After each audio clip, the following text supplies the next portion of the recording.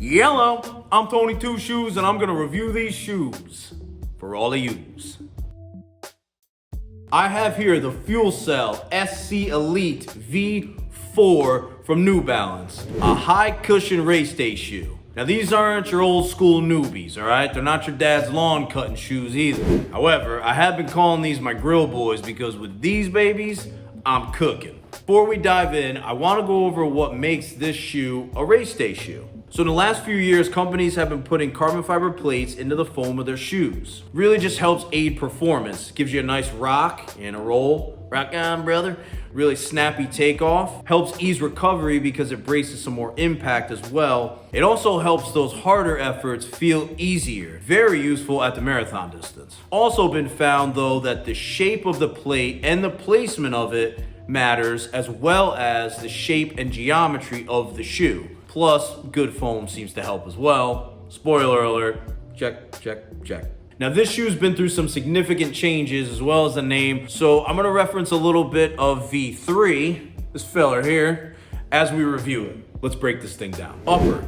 So this is the new Fantom Fit from New Balance. It's a very breathable mesh. It's really comfortable. It's a really nice update from V3. So V3 had this, what was called like a booty upper. And personally, it did feel a little booty to me. I couldn't really lock in my foot the way that I usually like it, and the sock upper is just not my jam, like personally. There were though some reports that with the lack of kind of cushion at the front, some people were getting a little cut up by the laces. Now, not everybody, but enough where New Balance was like, our bad. So now you'll get a much more structured upper. So, Fantom Fit. Breathable, nice and soft. Usually this type of material tends to feel like it might be too stiff or rubbed, but none of that. So really nice update here with the upper. Now, as far as the sizing goes, there is a little bit of a caveat to this. Now, I'm normally a 10.5D, standard width. I received a 10 2E, which is wide width. Now, I'm a professional, so I made this work, but it was a little loose in the heel. Now, my foot wasn't lifting out of the shoe, but it was moving a little bit more side to side. But I was able to put some miles on this and I had some fun. All that said, this does speak to the updated structure of this shoe. So nice job with the update, New Balance. I don't think I could have done wide width with the previous guy there. I think I would have been flopping around too much. Oh, also, I want to add this point. I don't want you to go into a Flea Feet and say, I saw a review on YouTube and Tony Two Shoes said to get these shoes, but he said to get them a half size smaller and wide. No, I did not. Get your foot scanned on the Fit ID, let the outfitters do their thing. You'll leave with the right fitting shoe. Capiche? All right, moving on. The foam.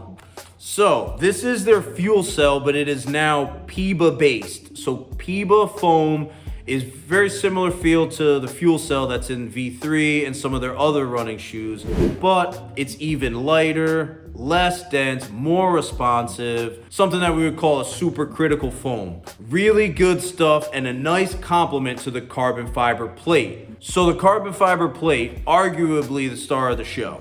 So if you look here, you'll see it says energy arc. Well, the question is, what's an energy arc? The energy arc is basically the design of the carbon fiber plate. So instead of having the, let's call it flat plate, the back half of it has these cambers or think of like waves or like divots, like 3 of them basically. So when you land, the cambers flatten slightly and then rebound, helping to aid in that heel to toe transition for better performance. Now for the weight, I got these numbers direct from New Balance and I wrote them down on these cards and I will show you as evidence.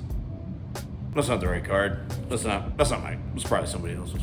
I have the numbers here though. So a men's size 9.5D, which we learned is standard width, comes in at 7.8 ounces. Now women's 7B, standard width for women, 6.1 ounces. You got 40 millimeters of foam at the heel, 36 at the forefoot, so the heel drops at 4 millimeters. Overall, weight-wise, it might be a little bit more than some other race day shoes, but with the care and technology in the energy arc and the foam, this shoe is very competitive. Visually, the shoe looks awesome. I really like the play on the shapes and geometry all throughout the whole shoe. It's white with bleached lime and hot mango. Hot mango, that's like a cool nickname. That's not a cool nickname. That's a terrible nickname. Don't use that. Don't call your friends Hot Mango. It's weird. Personally, the only change I'd really make in this is maybe a little more cushion at the back here for my delicate heel. But again, some of that might just be attributed to the wide anyway. But overall, this is a good shoe. I don't think they really need to make a lot of changes on this guy. So I give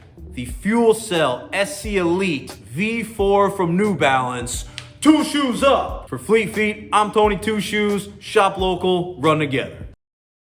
Grilling up some dogs. Grilling up some dogs. Serving up some dogs.